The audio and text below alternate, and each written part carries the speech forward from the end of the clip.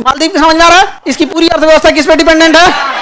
हाँ, पर्यटन पर डिपेंडेंट है। अब देखिए, किसी को पानी, अब एक द्वीप से दूसरे द्वीप पे जाना है तो नाव से जाइए।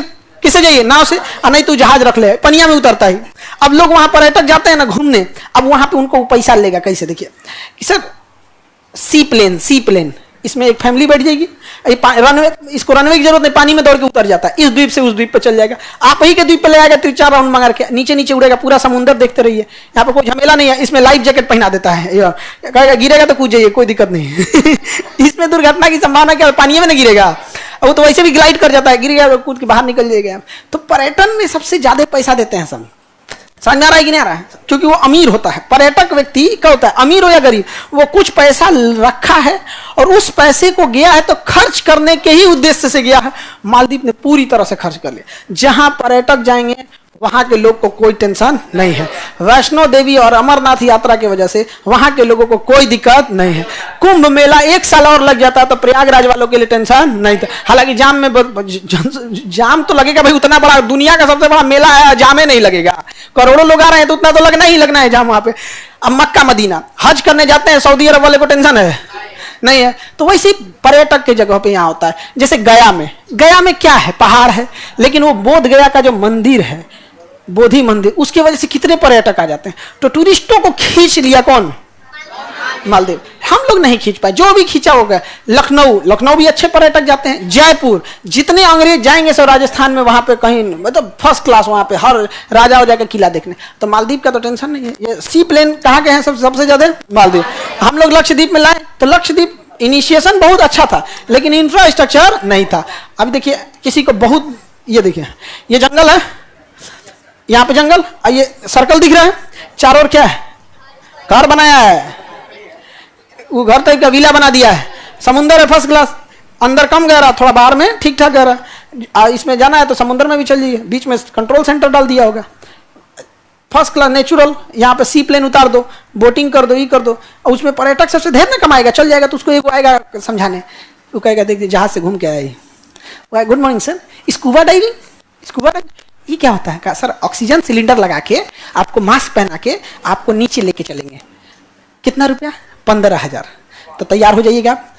तो कहेगा सर अगर 5,000 और दे देंगे ना तो एक कैमरामैन भी जाएगा जो हर अच्छे एंगल से फोटो लेगा। तो ठीक है तुम 20,000 कर दो। नहीं समझे? अब कोई आदमी स्कूबा डाइविंग करके समुद्र में जाएगा, उसका फोटो वीडियो ना आए तो क्या लिए गया है यहाँ पे? देखो उसको कमाने का तरीका, पहले उसको नहीं बोला 20,000, पहले उसको बोला है 15,000। समझा गया?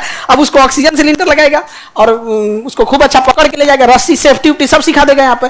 और उसके बाद एक और है, उसके साथ जाएगा, कैमरा वैमरा फोटो खींचता रहा, ले जाओ मेमोरी कार्ड प्रिंट कराने का 500 अलग से। प्रिंट आउट लोगे तो अलग से, आप नहीं समझे?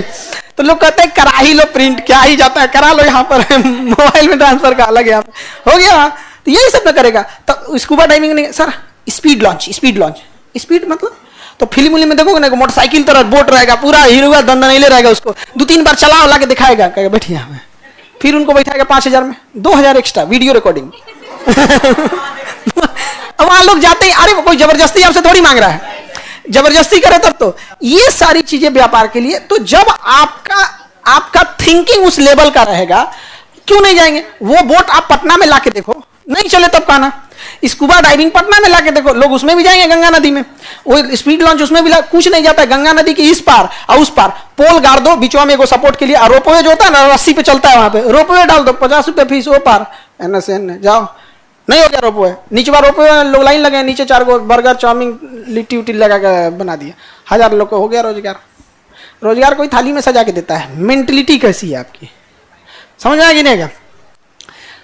बताओ बाबू लोग, सर यहाँ सुनामी आया तो क्या होगा? यहाँ सुनामी नहीं आ सकता, विषुवत रेखा के पास है, सुनामी यहाँ नहीं आ सकता, विषुवत रेखा के पास है। दूसरा, नेचुरल कैलेमिटी के टाइम पे कुछ भी नहीं हो सकता। हम ही लोग यहाँ बैठे हैं, भूकंप आ गया तो क्या करेंगे लोग?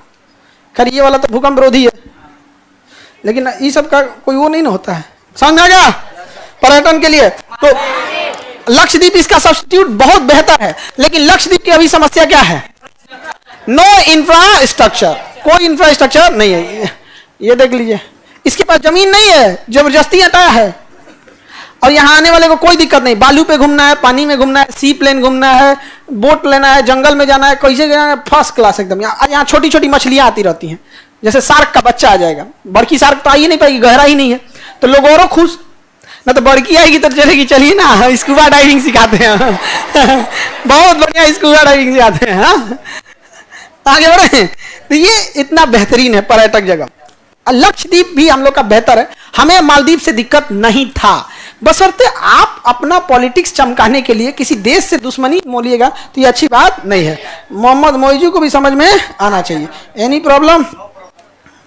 ये समझ में आ गया?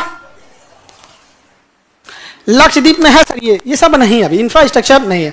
अरे सरकार अपने हाथ में न रख ले, इसलिए दिक्कत है। अभी ताज को बोलिए, ओबराय को बोलिए, अडानी को बोलिए, ट्राइडेंट को बोलिए, सब एक होटल ले आके छोड़ देंगे सब वहां पे। होटल को करना है कि आप एक जमीन अलॉट कर दीजिए, वो तुरंत बनाना चालू कर देंगे सब। होटल चेन है, होटल चेन होता है ना, जैसे जिसका होटल होता है, जैसे होटल चेन का मतलब पूरी इंडिया में वैसा वैसा होटल मिलेगा। जैसे ताज जितने बड़े शहर है वहां मिलेगा, ओबराय बड़े शहर में मिलेगा, उनको डाल दीजिए, बना देंगे। धीरे धीरे बनेगा इंफ्रास्ट्रक्चर, अचानक नहीं। सबसे पहले तो बढ़िया रनवे बनाना पड़ेगा जिसपे इंटरनेशनल लोग आ सके, और उस पर क्या है कि 3-4 मीटिंग करना पड़ेगा मोदी जी को, कि जैसे मान के चलिए पुतिन आ रहे हैं तो वहीं ले जाके मीटिंग करें। धीरे धीरे क्या होता है, हाईलाइट होता है ना, घुमाने लेके चल जाए किसी को। G20 की मीटिंग थी, वो उधरों करा दे, क्लाइमेट चेंज पे मीटिंग वहां करा दे। तो ये सब चीज धीरे धीरे करते करते होगा। बट क्या होगा ना कि इन समाज में जब पढ़े लिखे लोग रहेंगे तो वो समझेंगे कि ये क्या करना चाह रहे हैं। लेकिन समाज में लोग भी उस टाइप के नहीं है जिनको ये सब समझ में आए, समझे?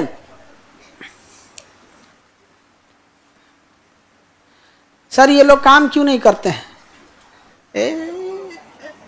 यहाँ के लोग को कोई दिक्कत है? कोई दिक्कत नहीं।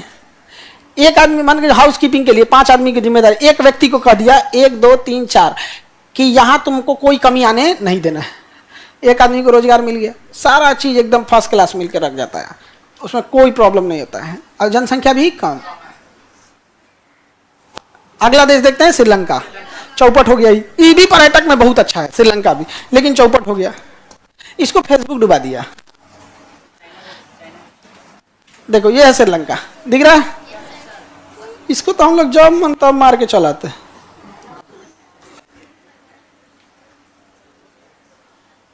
सर कल हमारे ऊपर एक केस दर्ज हो गया है, तो केस में से नाम हटवा लो।